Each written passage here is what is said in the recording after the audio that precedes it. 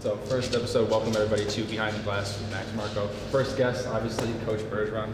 Gotta have the coach on the first guest. So how was your summer?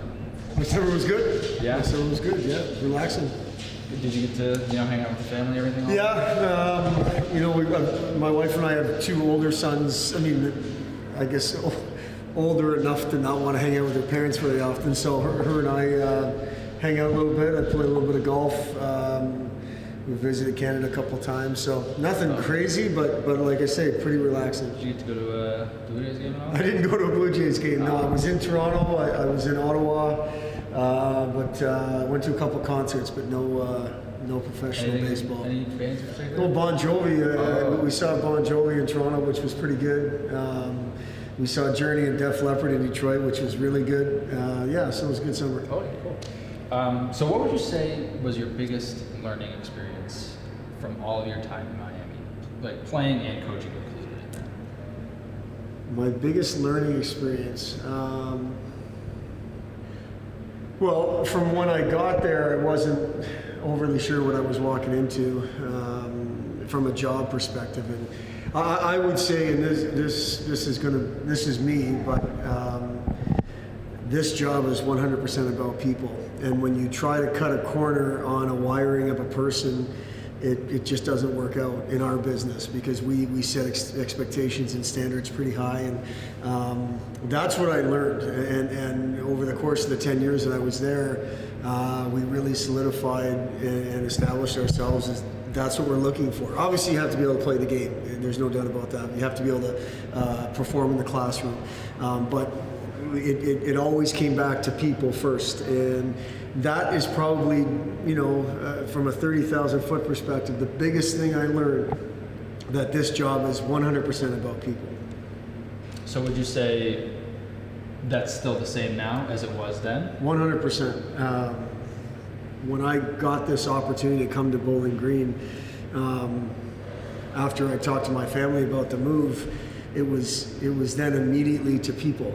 And I think about Barry and Ty and their families, and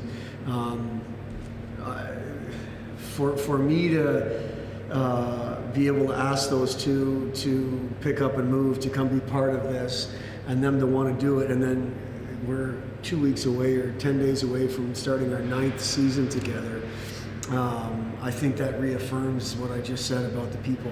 This is 100% about the people that are involved, and that starts with the coaches and goes to the trainers and the equipment staff, and then obviously the players. And if anything, I'm more solidified in that than I ever have been.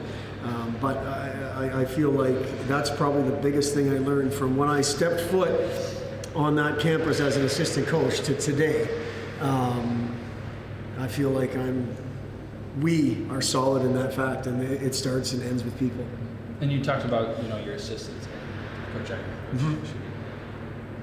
when they started out here with you, they had limited experience. I think I would say, but how have they grown in their tenure? Well, I think first and foremost, they've established themselves as recruiters. I mean, the recruiting for us is the lifeline, and it goes back to the people, but you have to go find the people. And 9 years ago, it's hard to know if you're right. You think you're right, but you're not quite sure. They both established themselves as recruiters, and I do think that they've both learned the balance between recruiting and coaching, because it is difficult. You have to truly have that balance. When it's recruiting time, you're focused and you're recruiting, and when it's coaching time, you almost have to leave recruiting at the door and coach. One of them runs our D and one of them runs our forwards, and I feel like they've done a really good job of doing that. And that's probably the biggest area of growth. First and foremost, establishing their eye in recruiting, and secondly, being able to really balance the recruiting and the coaching piece of their job. So speaking of first coming in here, the message that you wanted to send was hockey is here to stay in Bowling Green. What would you say the message is now? The message is now that we are a hockey program again, and I know what that means when you say that on this campus because of the people before us. The responsibility that I talked about in 2010, I had no idea how deep that responsibility went, and I believe now we do know what that means. So I believe that this is a hockey program again, meaning we're competing for championships. We're competing to be in the national tournament, and that's just not coach speak. That's true. That is where the 8 years of hard work comes into play. We've established ourselves as a winning program. We've established ourselves as a team that expects good things to happen every time they step on the ice. Now it's time for us to kick that door down and actually win something. And we understand we've been close, but close isn't good enough. And again, when you're talking about a program like Bowling Green, that's all they've done is win. And not only win, but they've produced professional hockey players. And we feel like that's where we are again. And all of that while our guys are making an impact on the campus as students. So that to me is a mouthful, but it is something that we've established ourselves as, and we feel like we're living it every day.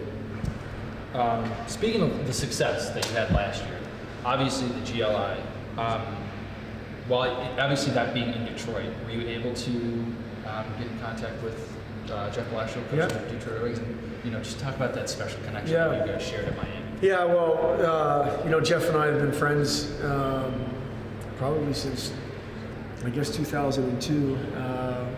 And when you're assistant coaches together at the college level, you almost have to be closer to one another than you are to the head coach because of all the recruiting. Getting back to that talk again, and you do so much discussing of how to build this team. And we were together for 6 years, and I think it was 08 or 07 when he left.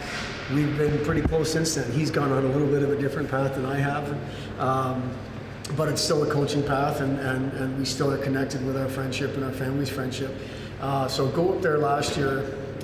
Just to be invited to the tournament, number one, is great. It's one of the longer standing tournaments, and for somebody like myself who grew up in the CCHA and knows college hockey kind of in this area, the GLI is the tournament. So to get invited was great. To get invited in the transition year into the new Little Caesars Arena just made it that much better.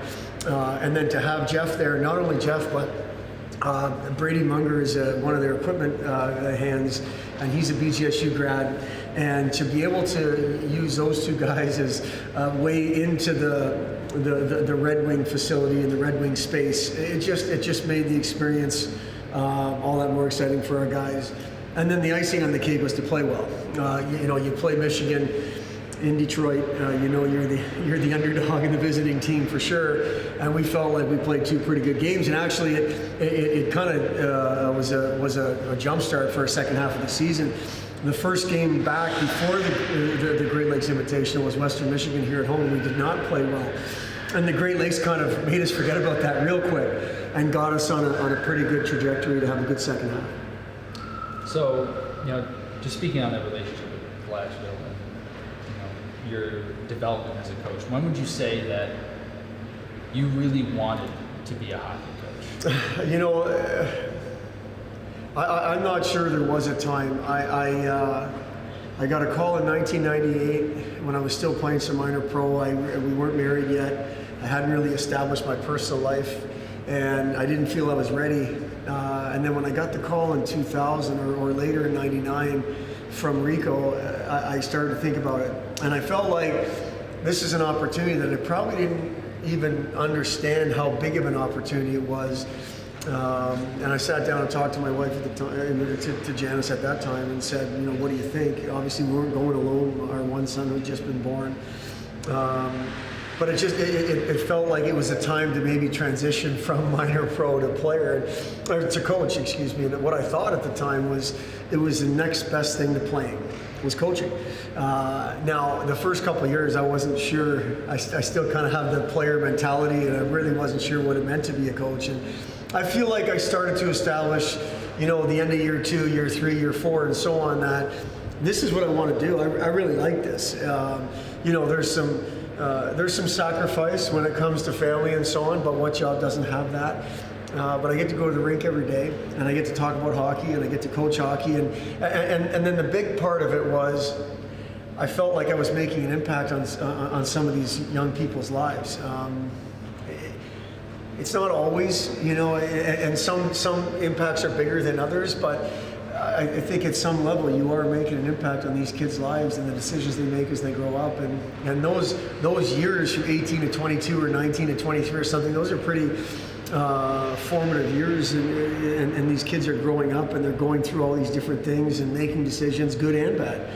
And I really have become a fan of watching them grow up and watching them go through that and being a sounding board, sometimes the hammer if need be, or just somebody that's in their life during that time that can make an impact and hopefully shape them into better human beings, better brothers and sons, and potentially better fathers and husbands. And that is big stuff, and that's what keeps me in coaching. That kind of being able to make that kind of impact on these people's lives. Now, I would not have said that back in 2000 when we picked up and moved. But here we are in 2018, turning 18-19 season. That's what this is about for me, is the impact we get to make on these kids' lives. So how would you say your development as from head coach or assistant coach to head coach has changed in terms of the position as well, and also dealing with players and how they have changed over the years? Yeah. First of all, going from that assistant coach chair to the head coaching chair, for me, was almost like becoming a dad. You can't really understand what it's going to be a dad until you become a dad, and you can get people's advice. You can ask, what is it going to be like to be a head coach, and those kind of things. But until you're sitting in that chair, you don't know. So I feel like I'm a little more comfortable in my own skin when it comes to that chair. By no means is that because I think we've arrived. I don't think we've proven or accomplished what we want to accomplish. But I do feel like the experience has made me a little more comfortable in my own skin when it comes to being the head coach. And I feel like I hope the players would agree with this. I'm just a little more calm and a little more. I preach, let's not get too high or too low. Well, the first few years I couldn't live that. I was either too high when it was good and too low when it was bad, and I preach a little more of a level play, just a level mindset on a daily basis. I think I'm better at that. No, you'd have to ask the assistant coaches and the players and so on if that's the case. I mean, someone would probably argue that point, but that's what I feel like. I feel like I'm a little more secure in the job. So I think I have this right. Your dad owned or still owns, I'm not sure, a McDonald's in Wellsburg, Ontario? Mm-hmm. Did you ever help him out with that? Oh yeah. Every summer, that was my spending money. I was lucky enough to have a scholarship, so I didn't have to pay for school, but my spending money was my responsibility, and that was flipping burgers. I think the better part of 4 or 5 summers anyway. Did you have to pay for meals at all? No, we got the family discount for sure. That was one of the perks, and I think there was a bunch of people that pretended to be my friend because of that. So if they go to McDonald's with me, they get a free meal. So I just want to read a quote to you from George McPhee, GM of the Lakers, with obviously he said, "The school made a great decision in hiring Chris Bergeron, and a national championship isn't out of the question with that coach. He gets the maximum effort out of that team, and they seem to be getting better players every year, and they have a realistic chance to win. So what does that mean to you, and what do you think that means to your team?" Well, for me, it's a humbling statement. I think George McPhee is one of the more successful general managers in the business, and I think it's because of the person George is that he has supported me and us for the whole 9 years. I met him fairly early in my tenure here. I had never met him before. He was the general manager in Washington at the time. Greg Christopher, who was the athletic director here at the time, and I went to Washington and met with George. And from that day, we'd kind of established a relationship and a rapport. And at that level, he's the one that's building the team. There's coaches that coach it, but he has to build it in terms of the personnel and the people. So to be able to use him as a sounding board and pick his brain a little bit on how to build something from the ground up, which is what we felt we were doing, that is, it's been invaluable. And then just his friendship, and to see the success he's had and so on and so forth is a pretty neat thing. What it means to our players, I hope, because it's one thing to say it, but we need our players to believe it in their heart. I think when Rob Blake and George and Nelson Emerson and Bilesma and even Ty Agner came to Bowling Green. They believed in their heart they were coming here to win at a really high level because that's what had been established, whether while they were here or before them. It was hard for us in 2010 to truly believe in our heart that we were going to win at that level because we just didn't have the talent. To hear a general manager at the professional hockey level talk about the players we're getting, talk about our program being from a winning standpoint. Hopefully it means to our players that there's no limit to what we can be as a hockey program at BG. There's no limit. There's never been a limit to the student and to the kind of the experience you can have on this campus. But we want to add, this is a hockey program. We want to add the fact that doesn't change off the ice and in this campus and in this on this campus, in this community. But now we feel like on the ice, you can be a professional hockey player. We can win championships. We can go to national tournaments. And that's something that I believe that our players feel more in their heart than ever before. It's not pie in the sky anymore. It's not, I hope we can do that. I think they believe we can. And we have people like that saying it out loud. Hopefully the guys that are kind of on the fence are jumping on the good side and believing in it just like everybody else. And, speaking of Golden Knights as well, you have Ryan Carpenter, who's had some great success with it. Right. And he was one of your first recruits here. Yeah. Right? So what is that, what would you, how would you represent that to your players as not only are we striving for team success here, but personal success is a big thing? Well, once again, if you walk into our players' lounge and you look at the All-American wall and you look at the NHL wall, there's big shoes to fill from an individual standpoint. We've had, our Heisman Trophy is the Hobie Baker. We've had 2. Most programs don't have any. We've got Holzinger and McPhee. So from an individual standpoint, what do you want? You want to play in the NHL? Well, then you have to take advantage of an opportunity on a daily basis. Ryan Carpenter is one of those kids that nobody, in my experience, and I mean this, is a better example of that. He said this is what he wanted to do both on and off the ice, and every day that's what he did. He put himself in a position where he was going to get the absolute most out of his potential and his talent level and so on, and now he's the guy that we watch on television. Extremely proud, but what we use Ryan as an example of what you can achieve if you truly live what you say you want, because he's a guy that would do it. We would actually use him, and players would say, well, I want what Carpenter has, and we'd say, well, then follow him around for a week.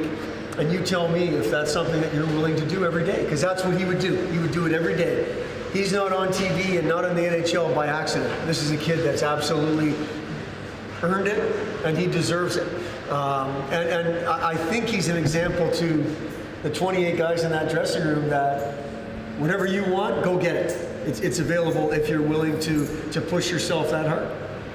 And then lastly, just kind of looking at this season, you guys had some really, good underclassmen come in and have a huge impact on the team.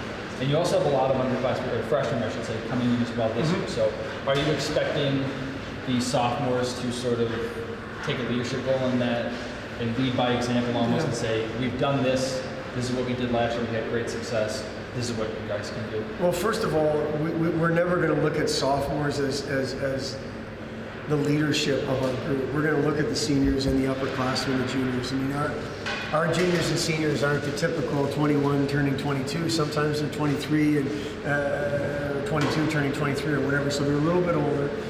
But we're going to look at them first. I don't think our lineup is going to have 9 freshmen in it like last year's lineup did at times. That sophomore class is going to be counted on to be a big part of this. And I think although we are deep at all positions and we do have kids returning, a lot of those guys returning are sophomores, and that makes it difficult because you don't know what you don't know even as a sophomore. I still consider you as an underclassman as a sophomore. So we'll look at those older guys. We've got a bunch of seniors. I don't know. They all probably haven't played as much as they would have wanted to play, but you look at the senior class and the junior class, there's a good number of kids in those 2 groups, and we'll have to look at them on how to act because we've been in these situations before. We've been in the WCHA championship game. We've been 2 points out of the regular season championship, and we need our older guys to show us the way there.